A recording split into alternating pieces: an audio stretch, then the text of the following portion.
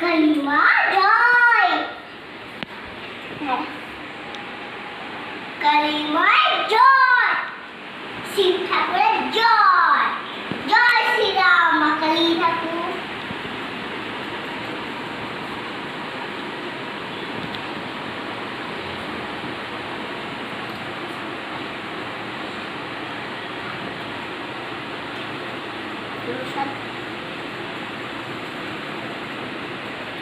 কালিমা জয় সরস্বতী।